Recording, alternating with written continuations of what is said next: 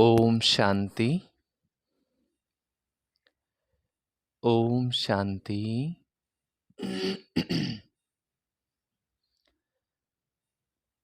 सुनते हैं बाबा के आज के महावाक्य।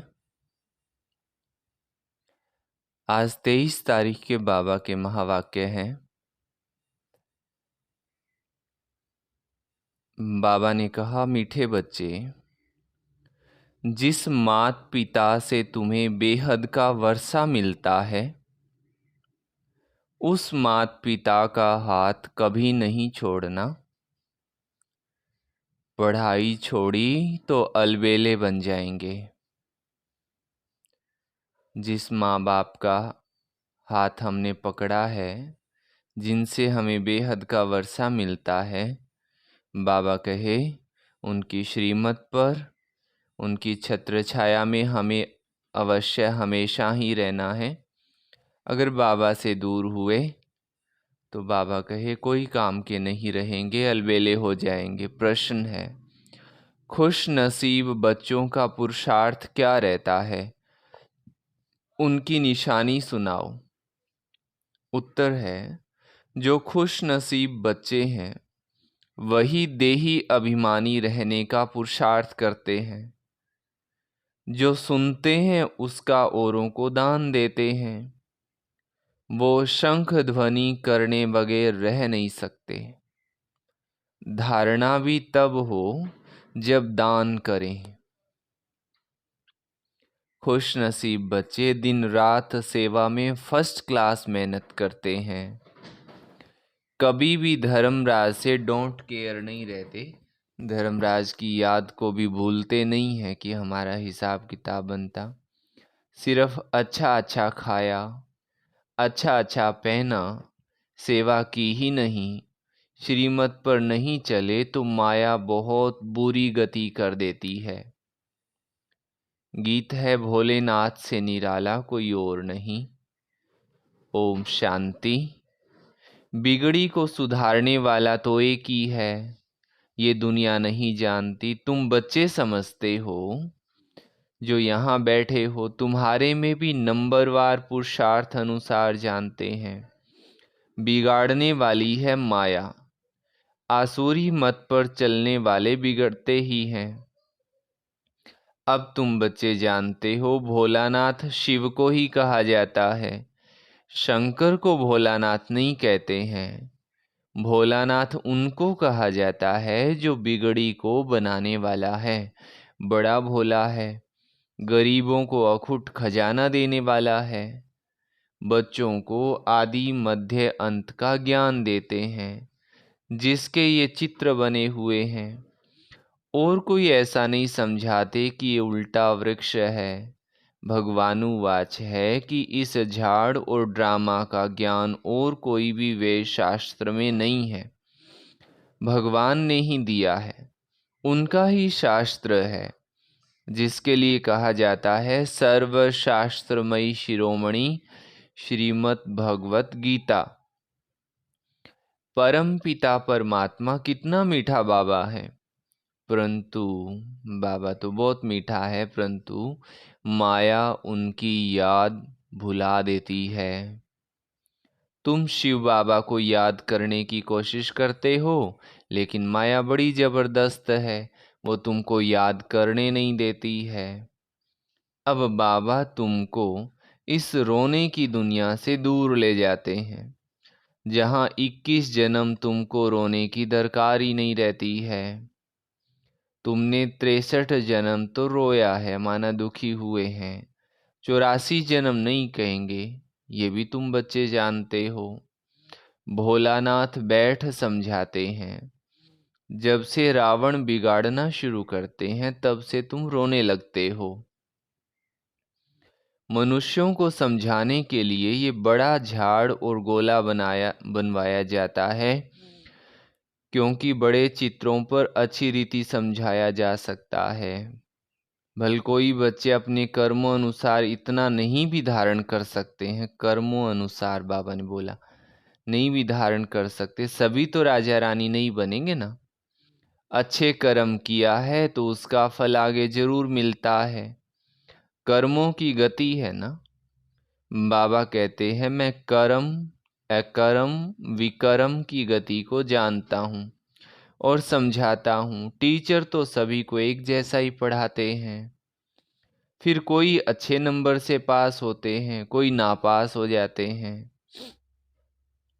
कहेंगे क्या करें, कर्मों का ऐसा ही हिसाब किताब है जो हम नहीं पढ़ते। यहाँ भी ऐसा है, कोई तो अच्छा पढ़ते हैं, कोई तो पढ़ाई अथवा कॉलेज को ही छोड़ देते हैं। कॉलेज छोड़ा माना बाप टीचर सतगुरु को छोड़ा। छोड़ने से फिर बाबा कहे क्या होगा, दुर्गति को पाएंगे। अलबेले उनको कहा जाता है, अनाथ उनको कहा जाता है जिनके माता पिता नहीं होते हैं। तो माता पिता जिनसे स्वर्ग का वर्षा मिलता है, उनको छोड़ा तो अनाथ बन जाते हैं। यहाँ भी कई समझते हैं यहाँ से छूट पुरानी दुनिया में जाएं। बाबा के घर में बहुत आसानी से रहते, सब कुछ करते, परंतु फिर भी यहाँ दम घुटता तो समझते हैं बाहर जाएं दुनिया में कहीं। लेकिन वहाँ ज्ञान तो नहीं उठा सकते। वहाँ तो नाटक, सिनेमा, घूमना फिरना, अच्छा कपड़ा आदि मिलेगा ना। जिनकी तकदीर में नहीं है तो फिर ऐसे ख्यालात चलते हैं। दुनिया में जाएंगे, सब तरीके की बातें मिलेंगी, परंतु बाबा की याद और ज्ञान तो नहीं मिलेगा ना। तो बाबा के जिनकी तकदीर में नहीं, उनको ऐसे ऐसे ख्याल आते हैं कि बस बाहर जाएं। विनाश काले विपरीत बुद्धि होती है, तो फिर पुरानी दुनिया तरफ चले जाते हैं। तुम जानते हो पुरानी दुनिया तो जल्द खत्म होनी है, साथ में तो कुछ नहीं चलना है। तुमको इस देह अभिमान को भी छोड़ना है। देह अभिमान के कारण ही और सब विकार आते हैं।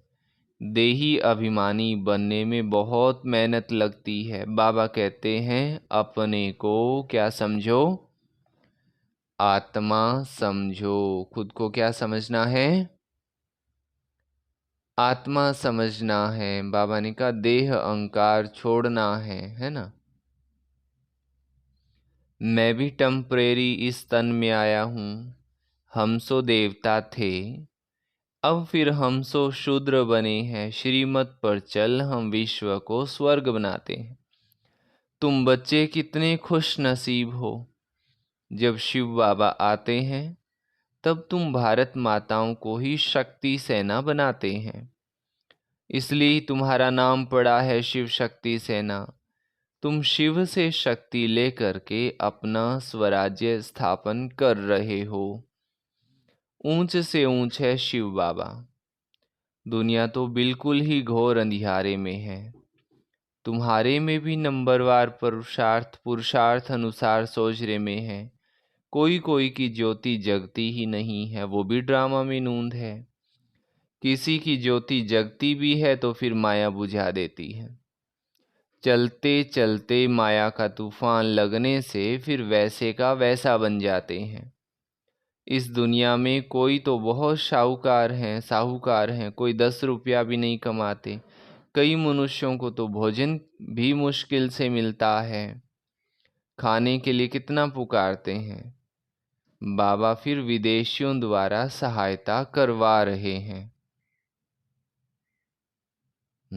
देखो कितनी बड़ी बात बाबा ने समझाई। बाबा विदेशों द्वारा सहायता करवा रहे हैं। ये मनुष्य तो नहीं जानते, ये भी ड्रामा में राज है। तुम जब बहुत दुखी होते हो तब बाबा आते हैं। अगर उन्हों को प्रेरणा नहीं मिलती तो तुमको मदद भी नहीं करते। अभी तुम्हारी पूरी राजधानी स्थापन हुई तो नहीं है ना। तो ये चित्र है किसको समझाने के लिए। इनका बहुत महत्व है। जैसे नक्शे होते हैं, नक्शे के सिवाय कैसे पता पड़े कि फलाना शहर किधर है। यहाँ नक्शा, ये नक्शे वहाँ तो नहीं होंगे। यहाँ तो भारत कितना बड़ा है, वास्तव में भारत की सबसे जास्ती संख्या होनी चाहिए। तो रहने के लिए कितनी जगह चाहिए। स्वर्ग में तो बहुत थोड़े रहेंगे। तुम्हारी बुद्धि में ये बातें हैं। विनाश होगा तो हम बाकी बहुत थोड़े रहेंगे। झाड़ का फाउंडेशन है ना। फिर बाद में झाड़ वृद्धि को पाता रहेगा, फिर नंबर वार और झाड़ लगते रहेंगे। तुम्हारे में भी बहुत थोड़े हैं जो इन बातों को समझते हैं और नशे में रहते हैं। थोड़े हैं तकदीरवान ऐसे जिनको नशा रहता है। हम बाबा द्वारा नॉलेजफुल बनते हैं। बाबा तो बहुत सहज बतलाते हैं, कहते हैं सिर्फ इस सृष्टि चक्र को ध्यान में रखो। सृष्टि चक्र और शंख, जो ज्ञान का शंख बजाने वाले नहीं होंगे तो उनको गीता सुनाने वाला ब्राह्मण कैसे कहेंगे। गीता सुनाने वाले भी नंबरवार होते हैं। जो अच्छे पक्के विद्वान होंगे उन्हों को नशा रहेगा। कितने हजारों मनुष्य बैठ सुनते हैं। तुम्हारी तो है नई बातें। कहते हैं इनको ज्ञान न, इनका ज्ञान ना हिंदुओं का है ना मुसलमानों का, पता नहीं कहाँ से ये आए हैं। फिर भी कई तो समझते हैं ना भोलानाथ बाबा भक्तों का रक्षक, भगवान पतित पावन आया है। बाबा का ज्ञान सबके लिए है, क्योंकि आध्यात्मिकता की बात है ना। उनको आना जरूर है। बाबा कहते हैं मेरी यादगार के भी मंदिर है। मैं आया ही हूँ पतितों को पावन बनाने। ये तुम बच्चे जानते हो, बाबा आकर हमको 5000 वर्ष पहले समान समझा रहे हैं। तुम कहते हो बाबा हम भी 5000 वर्ष पहले आए थे, आपसे वर्षा लिया था। इतने ढेर बच्चे कहते हैं इसमें अंधश्रद्धा की कोई बात नहीं है। सभी कहते हैं बाबा हम आपके पोत्रे ब्रह्मा के बच्चे हैं। कोई से भी पूछो तो कहेंगे हाँ शिव बाबा के बच्चे तो सब भाई भाई हैं। फिर साकार में ब्रह्मा के बच्चे होने से बहन भाई ब्रह्मा कुमार कुमारी हो गए। तो ये बुद्धि में रहना चाहिए। हम ब्रह्मा के बच्चे ब्रह्मा कुमार कुमारियां ठहरे। इसमें विकार की कोई बात ही नहीं है। एक ही कुल हो गया, प्रजापिता ब्रह्मा रचयिता है। जरूर ये प्रजा है ना। शिव बाबा आकर ब्रह्मा द्वारा बच्चे बनाते हैं तो जरूर सतयुग के पहले आए होंगे। जो ब्राह्मण फिर देवता बनते हैं वो जरूर पवित्र रहते हैं। जो पवित्र बनते हैं वो अपना राज्य भाग्य लेते हैं। शिव बाबा ब्रह्मा द्वारा ये रचना रच रहे हैं। तुम जानते हो हम 5000 वर्ष पहले भी संगम पर थे, अब भी हैं, फिर हम देवता बनेंगे। सतयुग में व कलयुग में कोई ब्रह्मा कुमार कुमारियां नहीं होते, संगम पर ही होते हैं। ब्रह्मा कुमार कुमारियां भाई बहन बनते। हम बाबा के बच्चे, हम आश्रम में रहते तो हम भाई बहन का नाता रखते। ये पवित्र रहने की युक्ति है। जो पवित्र नहीं बनते हैं वो तो विश्व का राज्य ले नहीं सकेंगे। ब्राह्मण ही देवता बनने वाले हैं। बाबा समझाते हैं बच्चे पुरुषार्थ करके धारण करो और दूसरों को कराओ। क्या होमवर्क मिला? पुरुषार्थ करके, हाँ, स्वयं भी धारण करना है और औरों को भी कराना है ना। जब देवता बनने लायक बन जाएंगे तब विनाश होगा। विनाश सामने खड़ा है। जो अच्छे सर्विसेबल बच्चे हैं उन्हों की बुद्धि में ठहरता है। दान नहीं करते हैं तो बुद्धि में ठहरता भी नहीं है। कई ब्रह्मा कुमार कुमारियां अच्छी फर्स्ट क्लास मेहनत करते हैं, कोई सेकंड क्लास, कोई थर्ड क्लास करते हैं, तो मिलेगा भी ऐसा ही ना। सभी कहते हैं हमको फर्स्ट क्लास ब्रह्मा कुमारी भेजो। अब इतनी कहाँ से लाएंगे? ये भी शिव बाबा जानते हैं कि फर्स्ट क्लास कौन है। हर एक की अवस्था को बाबा जानते हैं। बहुत बच्चियां अच्छी सेवा करती हैं। दुनिया में ब्राह्मणों को बाबा कहे जो होते कोई, उनको बहुत खाने का रहता, जगह जगह धामा खाते रहते हैं। बच्चों में भी कोई कोई है अच्छा भोजन ना मिले तो आराम ना पाए। बस खाना खाना खाना खाना। बहुत ऐसे हैं जो थोड़ा भी ऐसा वैसा मिलेगा तो परेशान हो जाते हैं। बाबा मम्मा का नाम बदनाम कर देते हैं। फिर समझाओ तो गुस्सा आ जाता है। फिर कहते हैं ऐसा नहीं होगा, जब मिलेगा तब देख लेंगे, अभी तो एकदम राजाई ठाट भोगे। कई धर्मराज को भी नज़रअंदाज करने वाले हैं, वो फिर आश्चर्यवत भागंती हो जाते हैं। माया ऐसी बुरी गति करा देती है जो श्रीमत पर ही नहीं चलते हैं। फिर विकार के लिए अबलाओं पर कितने अत्याचार करते हैं। तो बाबा कहे अत्याचार भी अहो सौभाग्य है। बाबा से वर्षा तो लेंगे ना, क्योंकि अत्याचार कोई करेगा तो हमें पता चलेगा उनके अंदर कैसी भावना भरी हुई है। देखो किस हद तक जा सकते हैं। तो फिर वैराग आता है, बाबा से फिर वर्षा लेने का हकदार बनते। बहुतों पर अत्याचार होते हैं, क्योंकि विष बगैर रह नहीं सकते ना। ये है दुर्गति की दुनिया, इसमें किसकी सदगति हो ही नहीं सकती है। मृत्युलोक और अमरलोक को कोई नहीं जानता है। अमरलोक सतयुग में है, अमरलोक सतयुग में है, आदि मध्य अंत सुख। दिखाते हैं अमरनाथ ने पार्वती को कथा सुनाई। अब सूक्ष्म वतन में कथा सुनाने की बात नहीं है। तो ये कथाएं आदि कहाँ से आई? अमर कथा सुनाई, फिर सूक्ष्म वतन से कहाँ गए, कुछ भी पता नहीं है। तो इन बातों को अच्छी रीति समझाना चाहिए। कथा सुनाने वाले तो बहुत हैं, पहले उन्हों की बात सुनकर फिर समझाना चाहिए। दशहरे पर भी बड़े बड़े आदमी रावण को देखने जाते हैं। समझदार मनुष्य समझेंगे कि बंदर कैसे राम को सहायता करेंगे, कुछ भी नहीं समझते हैं। इस समय तो देश देश से लड़ते रहते हैं। एक क्राइस्ट के बच्चे आपस में लड़ते हैं। बाबा कहे ये भी ड्रामा की भारी है, ड्रामा का मालूम पड़ा है, तब तो तुम अब पुरुषार्थ करते हो, जानते हो अब खेल पूरा होता है, बाबा से वर्षा लेना है। दो बातें, क्या जानते हैं? खेल पूरा होता है और बाबा से वर्षा लेना है। ये ड्रामा का राज और कोई की बुद्धि में नहीं है। बाबा ने आकर सब राज समझाए हैं। पढ़ाने वाला पतित पावन वो बाबा है, बलिहारी तो प्यारे शिव बाबा की है। माया नीच बनाती है, ऊंचे से ऊंचा बाबा ही आकर ऊंचा बनाते हैं।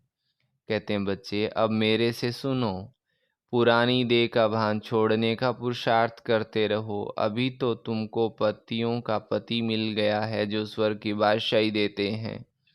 वहाँ है ही संपूर्ण निर्विकारी, ये है संपूर्ण विकारी दुनिया। अच्छा, फिर आगे बाबा कहते दुनिया एक ही है, वही संपूर्ण निर्विकारी फिर संपूर्ण विकारी बनते हैं। पहले भारत स्वर्ग था, अब नरक है। ये चित्र बड़े कीमती हैं, अनमोल है। विलायत में कोई को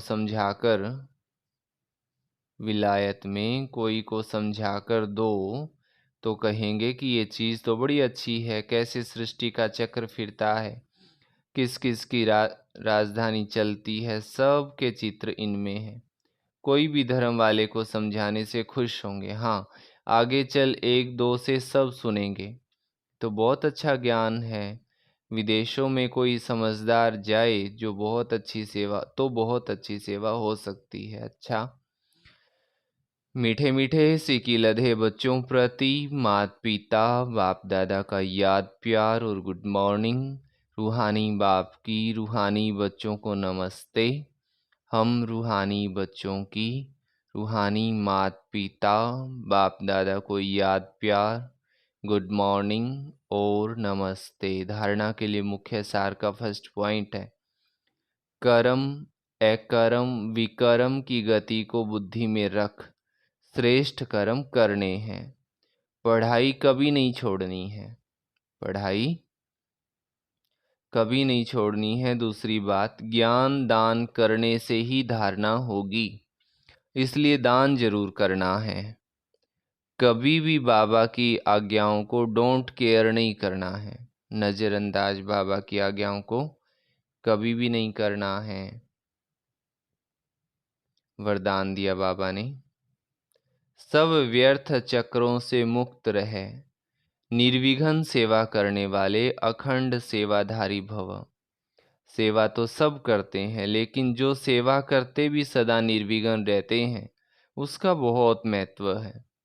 सेवा के बीच में कोई भी प्रकार का विघ्न न आए। वायुमंडल का, संग का, आलस्य का, यदि कोई भी विघ्न आया तो सेवा खंडित हो गई। अखंड सेवाधारी कभी किसी विघ्न में नहीं आ सकते। जरा संकल्प मात्र भी विघ्न ना हो, सब व्यर्थ चक्रों से मुक्त रहो, तब सफल और अखंड सेवाधारी कहेंगे। स्लोगन है, जो दिल और दिमाग से ईमानदार हैं वही बाबा व परिवार के प्यार के पात्र हैं। जो दिल और दिमाग से ईमानदार है वही बाबा के और परिवार के प्यार के पात्र हैं। अच्छा, सभी को ओम शांति। और आज का स्वमान है, मैं निर्विघ्न आत्मा हूँ। मैं निर्विघ्न आत्मा हूँ। अच्छा, सभी को ओम शांति।